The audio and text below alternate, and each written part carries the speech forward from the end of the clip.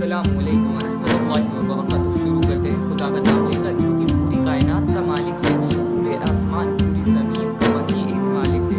और हम दुआ करते हैं कि हम इस वीडियो में जो भी सीखेंगे उससे हमारी ज़िंदगी में सुनने समझने से ज़्यादा अमल करने की तौफीक अता फरमाए। आज हम इस वीडियो में कवर करेंगे उन लोगों को जिन लोगों ने दीन का मजाक बना दिया है।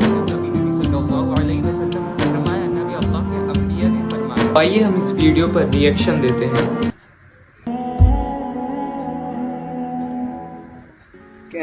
आप किसकी उम्मत में? किसकी? आला हजरत। आला हजरत। तौकीर रजा भाई बताइए किसकी उम्मत में? हम साहब अस्सलाम वालेकुम। वालेकुम अस्सलाम। आपसे एक सवाल है, बोलिए। आप किसकी उम्मत में? आला हजरत की। आला हजरत की? हाँ। किसकी उम्मत में? आला हजरत की। आप किसकी उम्मती हैं? ताजु शरिया की उम्मती हैं। ये बताइए हुजूर अकरम सल्लल्लाहु अलैहि वसल्लम की पैदाइश कौन सी तारीख को हुई? ये मालूम नहीं है? आइए सब मिलकर फलस्तीन के लिए दुआ करते हैं। या गौस करम कर दो, या गौस करम कर दो, या गौस करम कर दो, या गौस करम कर दो। अक्सर लोग मुझसे कहते हैं कि मेरे ज़्यादातर टॉपिक इस तरह के क्यों होते हैं जिसमें ज़्यादातर माशरे के अंदर होने वाली खुराफात, बिदात और ख़ुसूसन शिर्क को मैं बहुत ज़्यादा एक्सपोज करता रहता हूँ। आइए मैं आज आपको इस मामले की सीरियसनेस की थोड़ी सी झलक देता हूँ कि जिसको आप बहुत ही मामूली सी बात समझते हैं, ये कितना सीरियस मामला है। देखें, दुनिया में आप जितने भी बड़े से बड़े गुनाह कर लें वो तब माफ़ हो जाते हैं जब आप सच्चे दिल से तौबा करें और दोबारा इनको ना करने का पक्का इरादा करें। अगर किसी शख्स के साथ दुनिया में जुल्म किया है, किसी को कत्ल तक कर दिया है, इसकी भी माफ़ी मिल सकती है अगर इसके वारिसीन माफ़ कर दें तो। मकसद कहने का ये है कि हर बड़े से बड़े गुनाह से बचने का एक आखिरी रास्ता अल्लाह ने ज़रूर छोड़ा है, लेकिन मौत से पहले पहले तक। मगर सिर्फ एक गुनाह ऐसा है जिसको अल्लाह ताला कभी भी माफ़ नहीं करेगा, और वो अल्लाह ने बार बार कुरान करीम के अंदर वाज़े तौर पर बता दिया है कि अल्लाह चाहेगा तो हर गुनाह को माफ़ कर देगा, लेकिन शिर्क को कभी माफ़ नहीं करेगा। सूरह अन-निसा आयत 48 के अंदर अल्लाह फरमाता है कि बेशक अल्लाह शिर्क को नहीं बख्शता और इसके सिवा जिसे चाहे बख्श देता है। माशाल्लाह। लब्बैक या गौसे आज़म, लब्बैक या गौसे आज़म। ये दरबार सैयद अली मीरा दातार बाबा का है। ये दरबार के अंदर हर तकलीफ, परेशानी, बला, बीमारी, जादू टोना, ब्लैक मैजिक जो कुछ भी है, दुश्मन लोगों ने कुछ खिला पिला दिया है, जादू टोना करा है, तो उसका खात्मा होता है। मुसलमानों के लिए कुरान पाक के बाद नबी करीम सल्लल्लाहु अलैहि वसल्लम का सबसे बड़ा मौजज़ा अल इसरा वल मेराज का सफ़र था, जब अल्लाह ने रूहानी और जिस्मानी तौर पर अपने प्यारे नबी को 7 आसमान और इस पर मौजूद अल्लाह के अर्श तक की ज़ियारत करवाई। नबी करीम सल्लल्लाहु अलैहि वसल्लम को बेशुमार अल्लाह की कुदरत की निशानियां दिखाई गई। अल्लाह के पास गए आप सब लोग ये बात जानते हैं कि दुनिया में भी जब किसी खास मेहमान को अपने पास दावत देकर बुलाया जाता है तो मेज़बान की ख्वाहिश होती है कि इस मेहमान को कोई ऐसा तोहफा दिया जाए जो कि सबसे कीमती भी हो और उस शख्स की ज़रूरत भी हो। और आप जानते हैं कि इस सफ़र के अंदर मेज़बान क्योंकि खुद अल्लाह ताला की ज़ात है तो इसने अपने हबीब को इस सफ़र मेराज के अंदर 3 तोहफे दिए।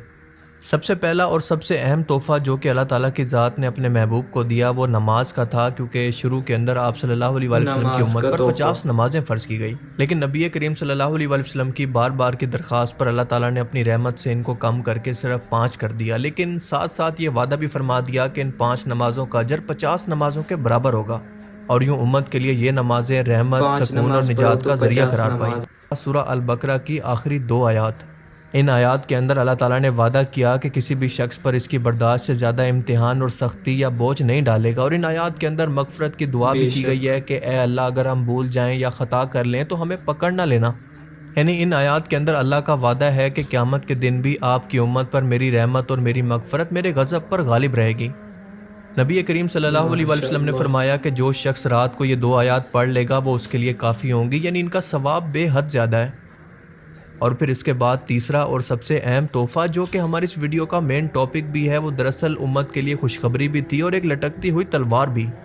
नबी करीम सल्लल्लाहु अलैहि वसल्लम ने वैसे तो अपनी पूरी उम्मत की मगफरत की दुआ अल्लाह ताला से की थी, लेकिन अल्लाह ने अपने हबीब की ये बात मान भी ली, बस एक शर्त के साथ اللہ نے فرمایا کہ جس شخص نے دنیا کے اندر شرک نہ کیا، میرے سوا کسی کو اپنا معبود، اپنا مددگار، اپنا داتا، اپنا غوث اعظم، اپنا غریب نواز، اپنا گنج بخش، اپنا مشکل کشا نہ بنایا، وہ آخر کار جہنم کے اندر اپنے گناہوں کی سزا پوری کرنے کے بعد جنت کے اندر ضرور داخل کر دیا جائے گا، جنت میں جائے گا۔ احادیث مبارکہ میں آتا ہے کہ ایک چھوٹے لیول کے جنتی کی جنت کو ہماری زمین سے 10 گنا بڑی جنت دی جائے گی، اور صرف ایک نیکی زیادہ کرنے والا شخص اپنے سے اوپر لیول کے جنتی کو بالکل ایسے دیکھے گا جیسے ہم آسمان میں ستاروں کو دیکھتے ہیں۔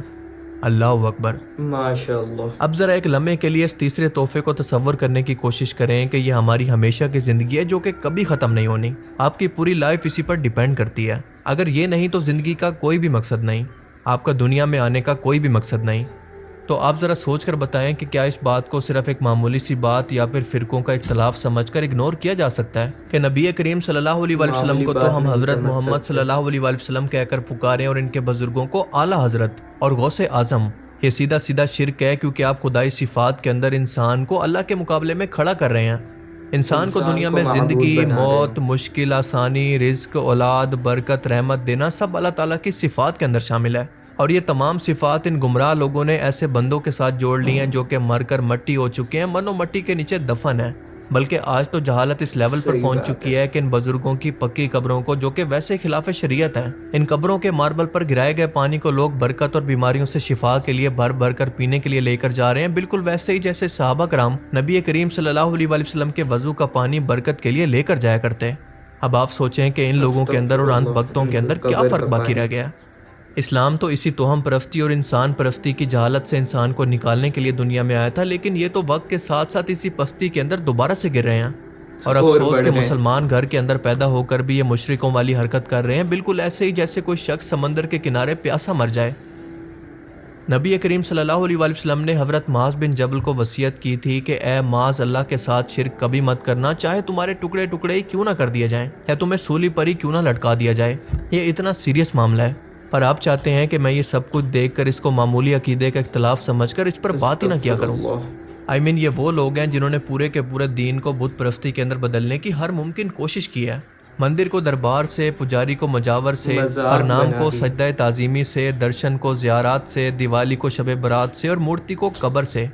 مجھے ان لوگوں سے کوئی مطلب نہیں ہے، یہ لوگ مجھے کچھ بھی نہیں دے سکتے، بس مجھے ان لوگوں کی آخرت کی فکر ہے کہ شاید میری کسی ایک ویڈیو کی وجہ سے ان کی آنکھیں کھل جائیں اور یہ لوگ ہمیشہ کے عذاب سے بچ جائیں۔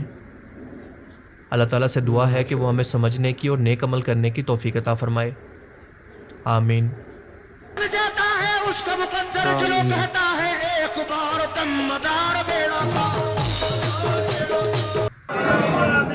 کی عدالت کا سلام، نبی کی سخاوت کا سلام، سرکار غوث اعظم کی غوثیت کا واسطہ، آپ کے پیر و مرشد کا واسطہ، آپ کو آپ کے لاڈلے بیٹے سرکار نور قطب اعظم کا واسطہ، پر کرم کی نظر کر دے، بگڑی بنا دے، کرم کی نظر فرما کر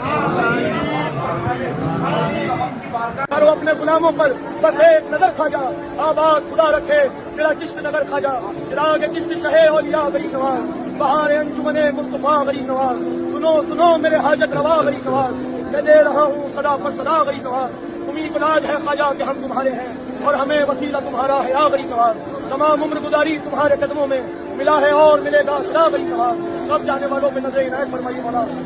ہم نے ان کے دلوں پر پردے ڈال دیے کہ اسے سمجھ نہ سکیں اور کانوں میں ثقل پیدا کر دیا ہے۔